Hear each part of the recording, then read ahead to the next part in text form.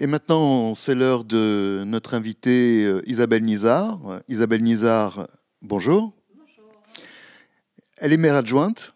Elle est chargée des affaires scolaires dans le 16e arrondissement parisien. Alors, vous croyez qu'il ne se passe rien dans le 16e arrondissement? Eh bien, il se passe des choses. Et oui, les affaires scolaires, c'est une chose sérieuse. Et pour en parler, qui de mieux que Isabelle Nizard? Isabelle? Merci.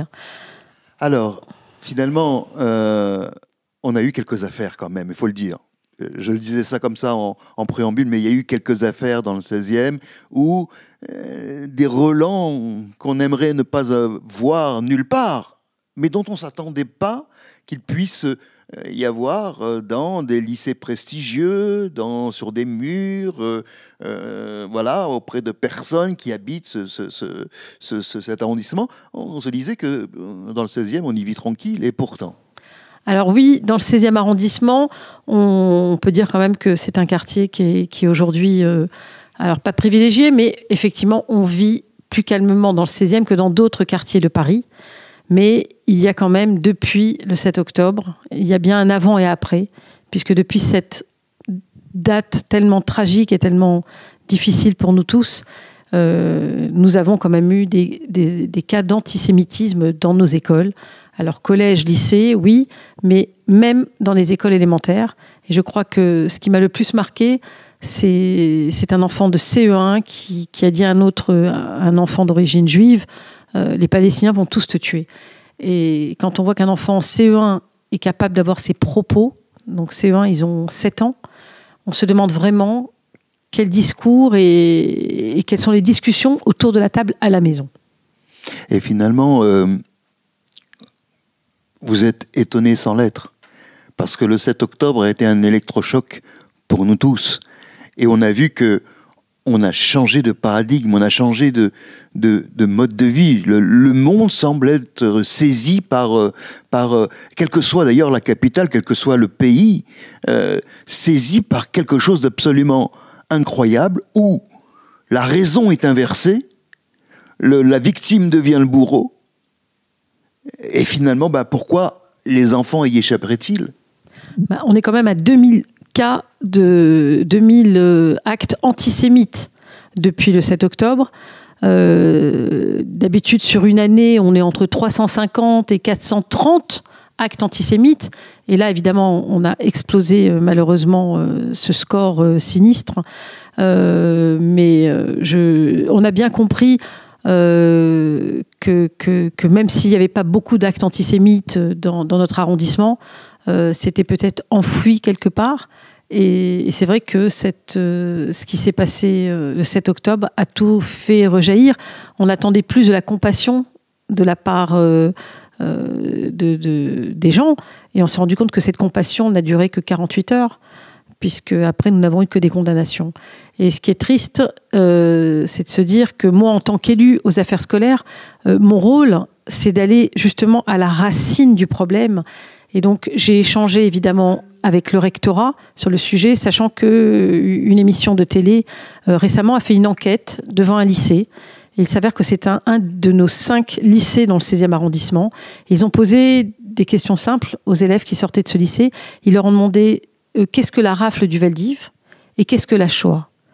Et ça a été plutôt, c'était dramatique de se dire qu'aujourd'hui, les enfants... Alors, la rafle du Vel-d'Hiv, ok, mais la Shoah, comment un lycéen ne sait pas ce que c'est la Shoah?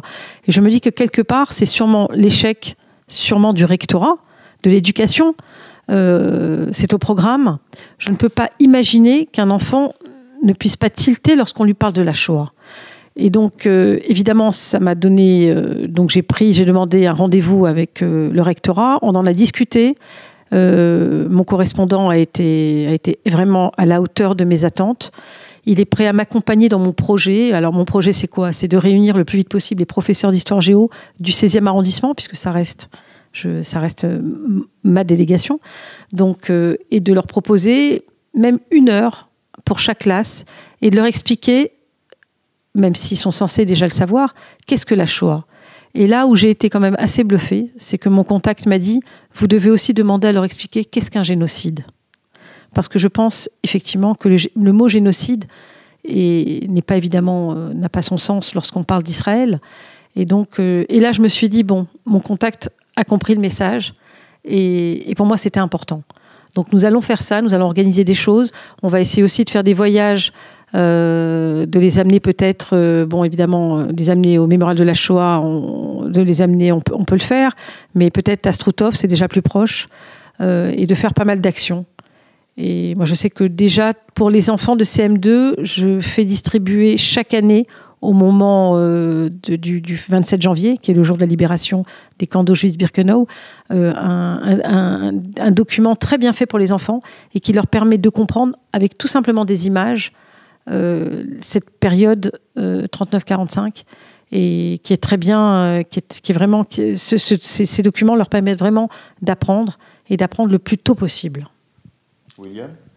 Oui, le 16e est connu surtout pour avoir pas mal d'écoles confessionnelles catholiques. Comment ce réseau d'écoles privées sous contrat, souvent d'ailleurs, et je ne parle pas que de Stanislas, je ne suis même pas sûr que ce soit dans le 16e. C'est pas dans le 16e, non.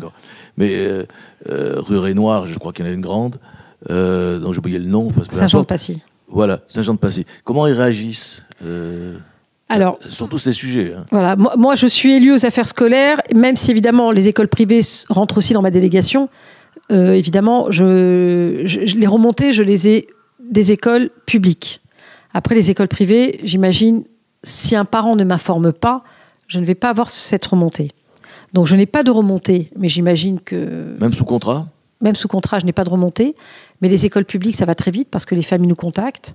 Des fois, tout simplement, les directeurs, spontanément, m'appellent en me disant, voilà, j'ai eu tel et tel problème. On a encore un cas important avec ce sont 4 élèves qui se sont attaqués à un petit garçon d'origine juive. Ça a été loin. Donc là, je demande à déplacer les 4 élèves dans d'autres écoles, parce qu'il n'est pas question que ce soit ce petit garçon qui soit déplacé. École, oui. Voilà. Et là, on est en train de... C'est quelque chose que je suis en train de préparer là pour demander le changement d'établissement de ces 4 élèves. Parce que le problème, en élémentaire, on ne peut pas renvoyer un élève, alors qu'au collège et au lycée, effectivement, il suffit de faire un conseil de discipline et de prendre la décision de renvoyer ou pas l'enfant. Mais au moins, le conseil de discipline, c'est important. Et ça donne tout de suite... c'est beaucoup plus officiel. Et c'est difficile lorsque ça concerne des petits. Et malheureusement... Depuis le 7 octobre, ça concerne aussi des petits. Mais est-ce que... j'aurais 2 questions, finalement. La première, est-ce qu'on n'est pas en train d'utiliser, finalement, des vieux outils ? Des vieux outils dont on a finalement écrit, publié, échangé, emmené sur les camps d'extermination et autres, et que finalement, avec en filigrane, le plus jamais ça. Voilà, ça n'arrivera plus jamais. On va vous raconter l'histoire, mais ça n'arrivera plus. On a les outils pour vous parler de ce qui est arrivé. Sauf que le 7 octobre. Est-ce que il vous semble qu'on ait les outils aujourd'hui adaptés pour répondre à cette interrogation? Est-ce qu'on a les outils adaptés? Et l'autre, avec cette discussion sur l'autorité, qui semble saisir tout le monde, au nom de la liberté d'opinion, au nom du droit de tout remettre en question, le droit de tout dire. Comment fait-on pour trouver et des outils adaptés et en même temps peut-être un moyen de faire passer le message? Mais déjà, pour que les enfants, enfin pour que les personnes comprennent ce qui s'est passé le 7 octobre, je pense qu'il faut déjà qu'ils comprennent ce qui s'est passé pendant la Shoah. Et quand on explique, quand je me rends compte que déjà ces jeunes ne savent même pas ce qu'est la Shoah, comment leur expliquer ce qui s'est passé le 7 octobre? Parce que malheureusement, on a 2 problèmes au niveau du 7 octobre. On a cette volonté, alors tout simplement de vouloir défendre les Palestiniens, mais en fait ne pas vouloir, c'est pas une volonté de défendre les Palestiniens, c'est surtout une volonté de détruire Israël. Parce que comme je dis, tout le monde n'a pas la chance d'être les voisins d'Israël. Parce qu'aujourd'hui, on voit très bien la compassion, tout ce que les gens postent sur les Palestiniens, et ne postent pas du tout sur d'autres sur d'autres, comme les Ukrainiens, ou voilà, tout ça n'est pas important pour eux. Et je vois au point que sur les tables des lycées ou des collèges, les enfants dessinent des drapeaux palestiniens. Donc la seule façon aujourd'hui de pouvoir leur expliquer ce qui se passe, c'est vraiment de commencer par la Shoah. Et d'ailleurs, on essaye, mais c'est pas toujours simple parce qu'aujourd'hui, il ne reste plus beaucoup de survivants de la Shoah, mais on essaye de faire venir des personnes comme Ginette Kolinka dans nos établissements scolaires. Voilà. Et donc, normalement, et j'ai encore...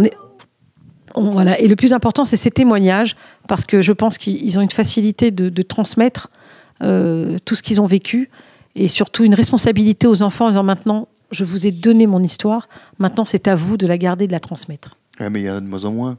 Il y en a de moins en moins. On a ces témoignages. On a aussi des professeurs qui font un très bon travail. Moi, j'ai été quand même bluffée parce que dans le sud de l'arrondissement, nous avons un directeur d'école qui a fait chanter les élèves, pour le 27 janvier. C'était des enfants de tout horizon, et de voir tout ce mélange d'enfants qui étaient prêts à commémorer ce 27 janvier, j'ai trouvé ça formidable.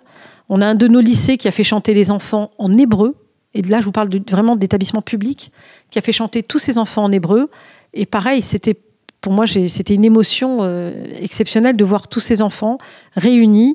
Et je me dis, voilà, la seule façon peut-être de leur expliquer l'histoire, c'est de les investir dans toutes ces commémorations. Et c'est la seule chose aujourd'hui qu'on peut faire, nous. Mais après, voilà, nous, on est un arrondissement. Je pense que si l'éducation nationale a un gros travail à faire, et quand je pense qu'il y a des endroits en France où on ne peut même pas prononcer le mot Shoah dans les écoles, je trouve ça quand même regrettable. Et justement, tout à l'heure, j'écoutais un passage de Yann Moix qui tourne en boucle actuellement, et qui expliquait qu'être juif en France, c'est devoir se taire lorsque votre professeur d'histoire se tait sur la Shoah. Et ça, je ne veux pas, et je ne peux pas laisser faire ça. Oui, mais encore une fois, c'est peut-être le moyen, le vecteur qui va apporter l'information qu'il faut absolument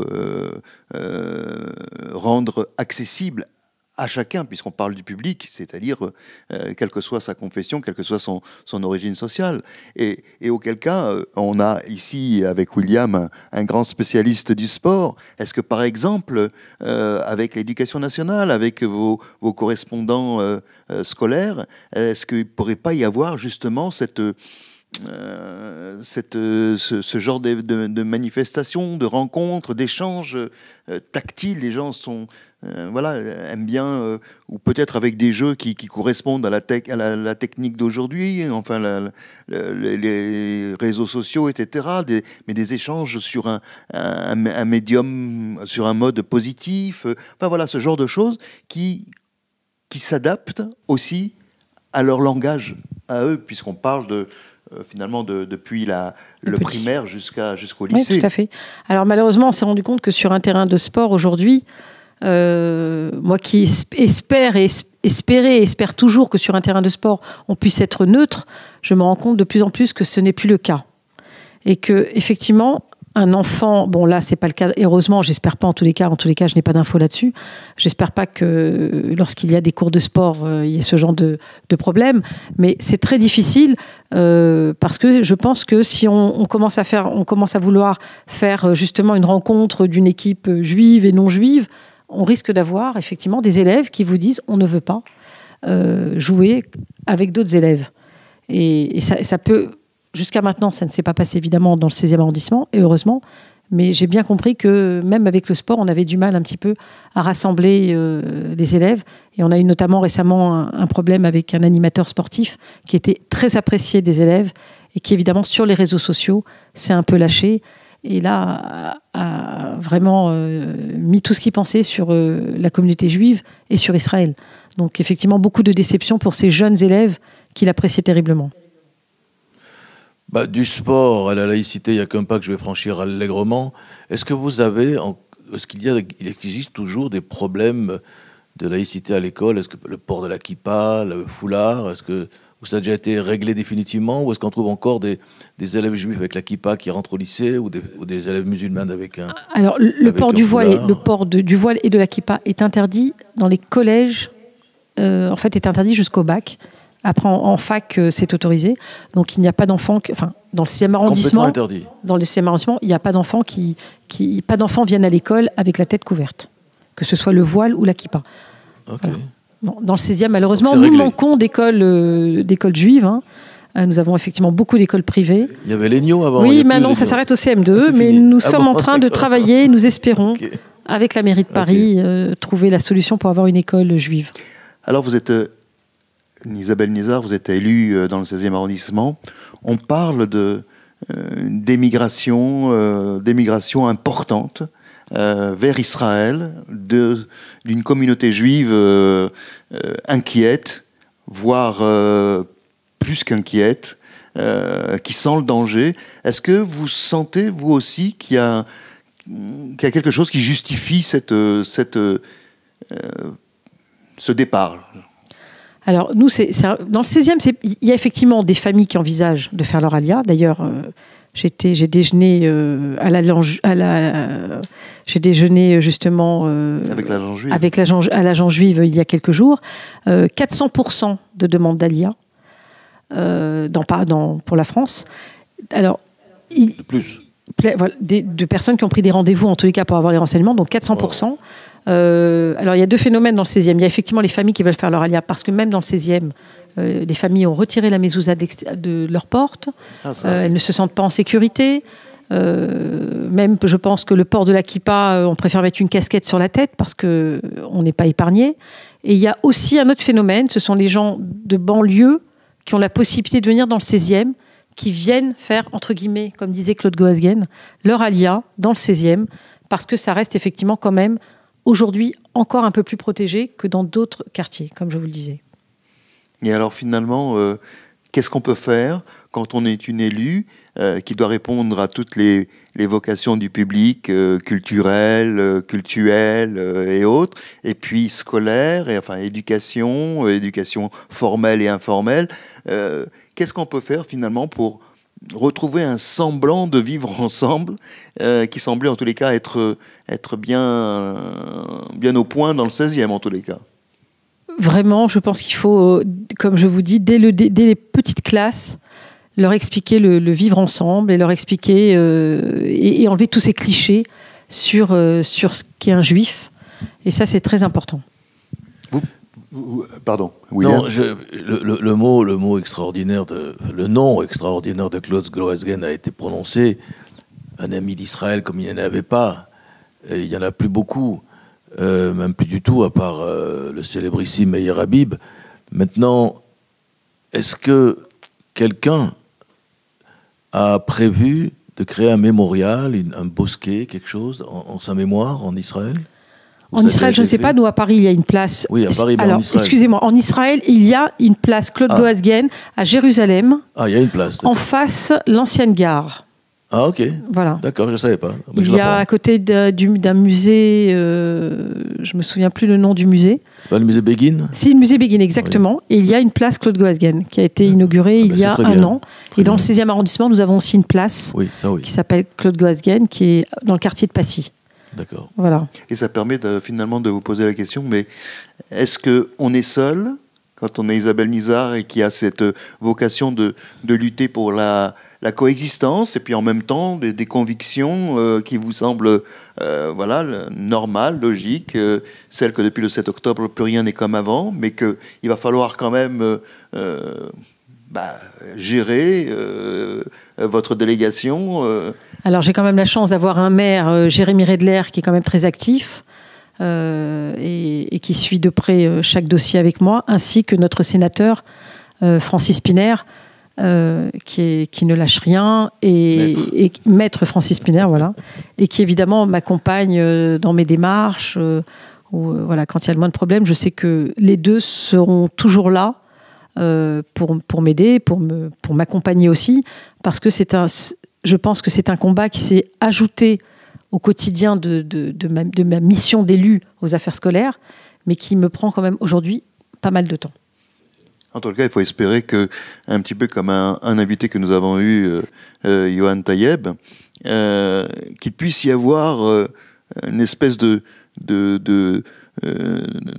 clonage de bons projets, que vous puissiez échanger avec le 7e, avec le 6e et le 11e, pourquoi pas rêver, et puis qu'on puisse effectivement avoir des élus qui s'engagent, parce qu'il faut dire à nos téléspectateurs que Isabelle Nizar a été présidente des parents d'élèves, d'une association de parents d'élèves du lycée Janson de Sailly, c'est cela ? 8000 parents. 8000 parents, c'est vous dire, la gestion. Vous connaissez bien ce monde-là, et bien votre expertise, partagée par tous, avec un projet commun, celui que, on va le dire une deuxième fois, plus jamais ça,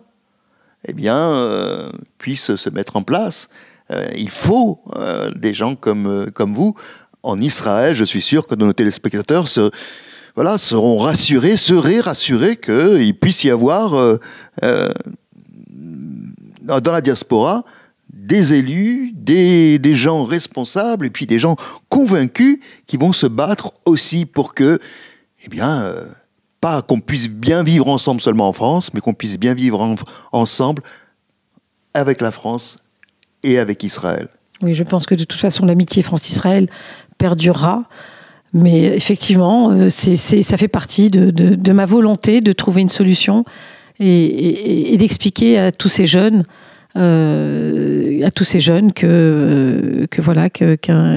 sortir de tous ces clichés. En tout cas, ce qui est important, c'est que tous les enfants qui ont commis des actes quand j'ai antisémites, qui ont eu ces paroles, ces mauvaises paroles, je les ai toutes conviées à venir voir Ginette Kolinka à la mairie du 16e prochainement avec leur famille.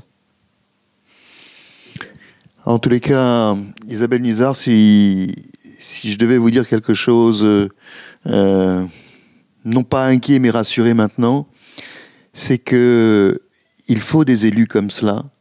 Alors on en connaît quelques-uns dans le sud, on en connaît quelques-uns dans l'ouest de ce pays, mais à Paris, on sait que c'est un focus important de ce qui se passe. Ça reste quand même la capitale de ce pays et centralisée comme partout.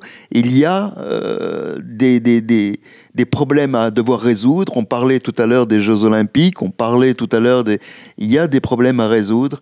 Il va falloir en tous les cas que vous reveniez pour nous dire que d'autres projets ont été validés, avalisés et qu'ils sont en passe d'être réalisés. Merci, avec plaisir. Isabelle. Merci à vous. Merci. Vive le 16e. Merci. Voilà, c'était Isabelle Nizar avec nous, maire adjointe du 16e arrondissement à Paris et chargée des affaires scolaires avec nous sur Tandem TV.